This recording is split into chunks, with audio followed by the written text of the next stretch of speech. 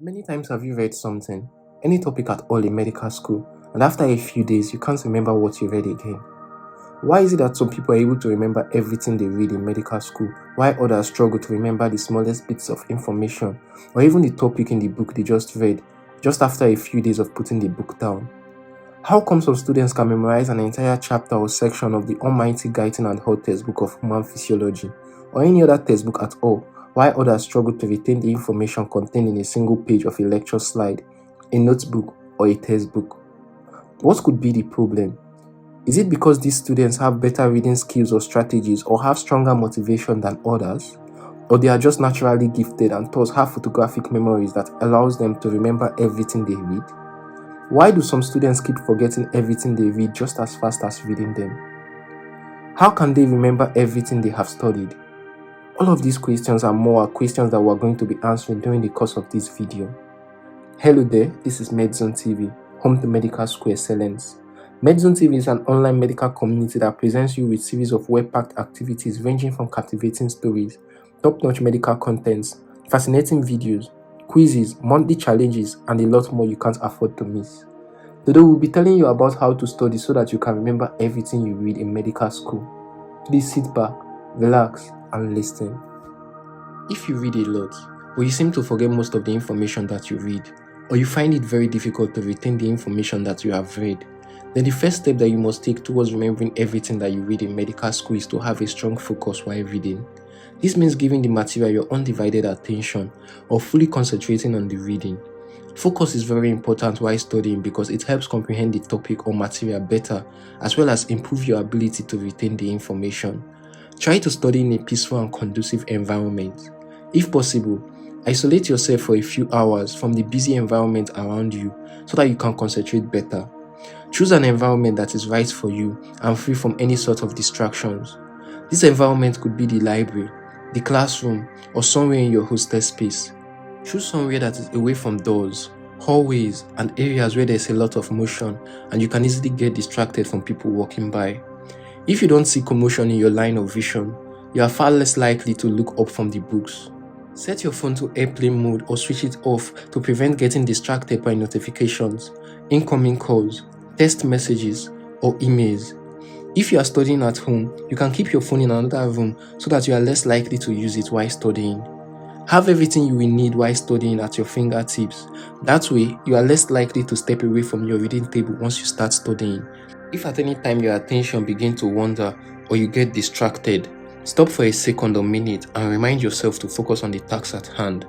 Remind yourself that the chapter that you are reading today is going to save someone's life tomorrow. Moving on, the next step towards remembering everything you read in medical school is note taking. Taking notes while reading is an important part of academic success in medical school. Your handwriting carries a lot of energy with it. Most of the courses in medical school require significant reading, and it can be very difficult to understand or remember the material without solid note-taking and reading skills. Taking good notes while reading can help you organize your ideas and the information gotten from the material.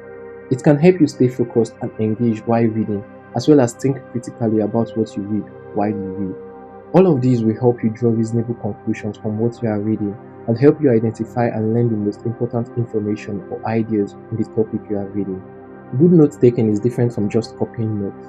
Copying everything down from the textbook or what the lecturer is saying in class is not note taking. It is like transcribing or duplicating everything without your input or putting your thoughts to it. When studying on your own, make notes using the lecturer's slide, the textbooks, YouTube videos, or random videos for that particular topic online.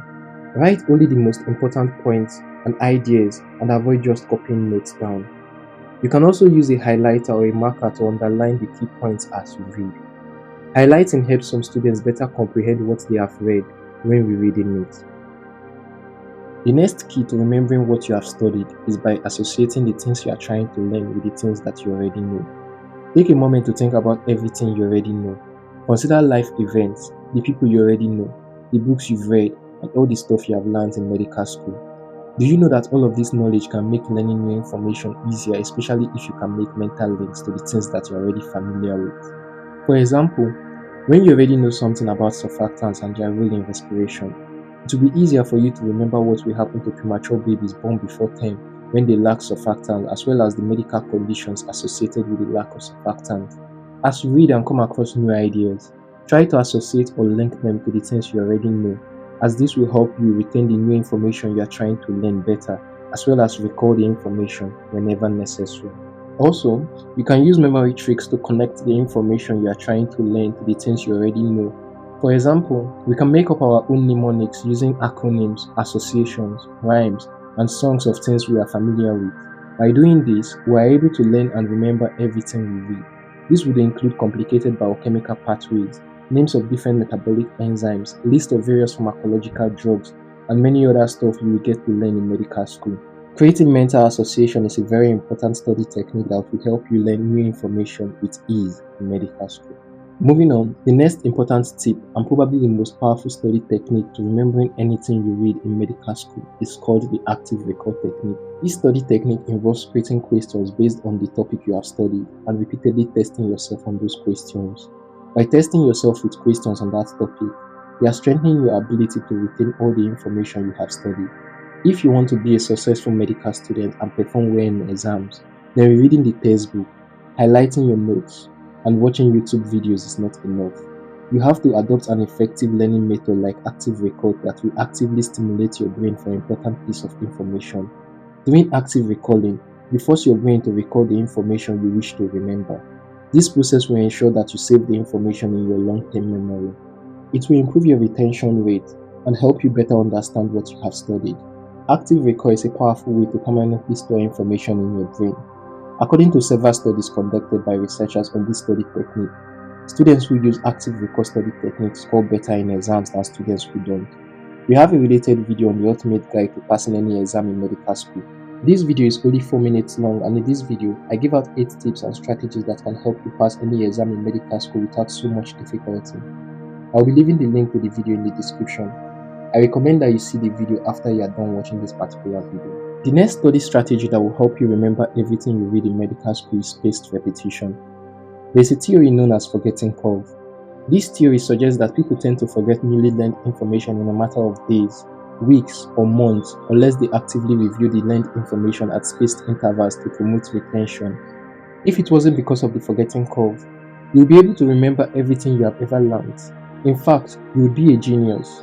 Understanding how the curve works can help you take actions and prevent yourself from forgetting newly learned information.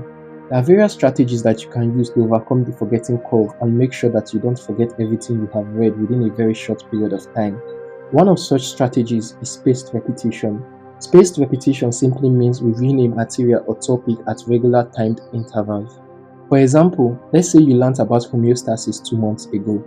And since 2 months ago when you first learned about the concept of homeostasis up until now, you have never revisited the topic or reviewed it. If for any reason a need to recall the concept of homeostasis comes up after such a long time, there's a very high probability that you won't be able to remember what the whole concept is about. However, if you continue to learn about homeostasis at spaced intervals, you'll be able to retain this information and reproduce it whenever the need arises. Spaced repetition is a study technique that needs to be taught extensively in every medical school across the country because it has the ability to remarkably change a person's learning ability for the best. Moving on, the next tip to remembering everything you have studied in medical school is by teaching it. Teach your friends and colleagues the ideas you got from reading a particular topic or material. Research has shown that when students teach the ideas that they got from reading, they develop a deeper and long-lasting understanding of the material than students who do not teach it. Teaching an idea that you have studied, pretending to teach, or preparing to teach an information to others can help a person better understand the information. This is known as the prodigy effect. This effect occurs when someone puts in more effort to learn an information when they know that they are going to teach it to someone else, as opposed to the effort that they would have put in if they were only learning it for themselves. The prodigy effect improves your learning process by increasing your reasoning and thinking abilities, increasing your motivation to want to learn the material, and by boosting your self-confidence. In order to teach someone something, you will need to learn the topic or material very well to be able to break down complex ideas or concepts so that everyone can understand it.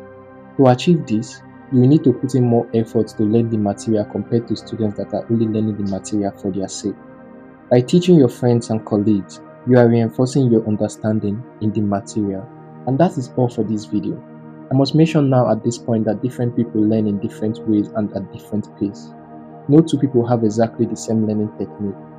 Everyone has their strengths and weaknesses, and thus don't compare yourself with your colleagues. Healthy competition is good, but everyone has their own pace of learning. Learn to stick to yours. Thank you so much for staying with us to the end of this video. If you enjoyed this video, then please like, comment, and subscribe to our YouTube channel as it helps the channel grow. Also, please don't forget to share this video with your friends and colleagues, as I am quite sure that there are people in your circle that may find the information contained in this video valuable. Thanks once again for watching, and bye for now.